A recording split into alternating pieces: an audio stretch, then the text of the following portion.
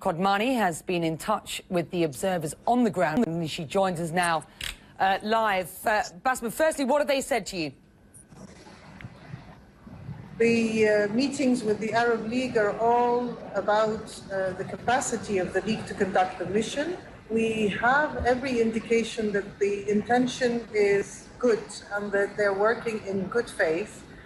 If some members were not quite ready to say everything they were seeing, I think under pressure from both the opposition, people on the ground and the media are now completely cooperating, asking for information, going to the places we're indicating, and particularly listening to every trick we are trying to warn them against.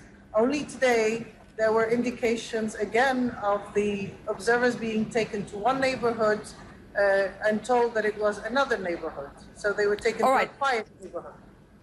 Bassma, I have to remind you and the viewers that in the past 24 hours, we've seen video footage purportedly out of Syria, we've got to believe it's true, of protesters in areas where the observers were decrying the fact that they weren't doing enough, or certainly the international community wasn't doing enough. So I think with respect, it's wrong to say that the observers haven't been into areas where there are protesters. I wonder, what are you hearing from them on the ground at this point?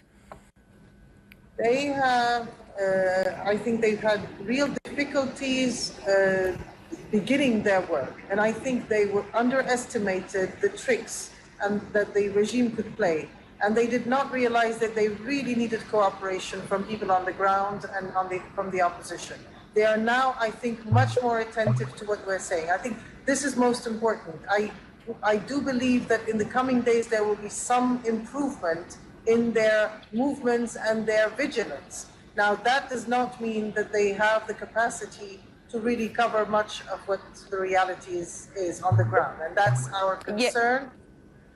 Is that they are going to see what they are shown, mostly, and they might come out with a report that does not tell us really where responsibility lies. And you're making a very good point tonight. We're talking about tens rather than hundreds of monitors on the ground. I mean, this is a country of 22 million people, and as you're suggesting, those monitors may not be getting access, transparent access, to exactly what is going on. However, our exclusive footage tonight from a journalist who's been into Homs and various other areas and out is, I hope, reflecting the true reality on the ground. Let me put this to you.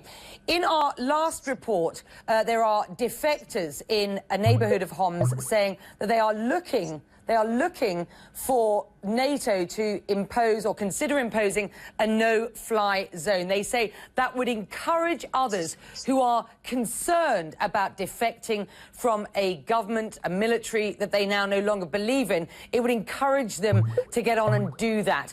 What is your sense at the SNC? What's your next move? What's your next narrative at this point? The demand for a no-fly zone has been there for a long time, and there's a lot of pressure from the ground on the SNC to request such a no-fly zone. We have not done so. We think the next step should be for the Arab League to state what it sees, to assess what this mission has been able to do, and not wait too long. Just say so every other day, that here is what we are able to do and here is what we're not able to do. Based on that, we hope that within a few days, the ministers of foreign affairs of the Arab League will gather again and estimate whether it is worth continuing the mission and whether they should come up with a new demand, that this will be a formal demand from the Arab League to the international community.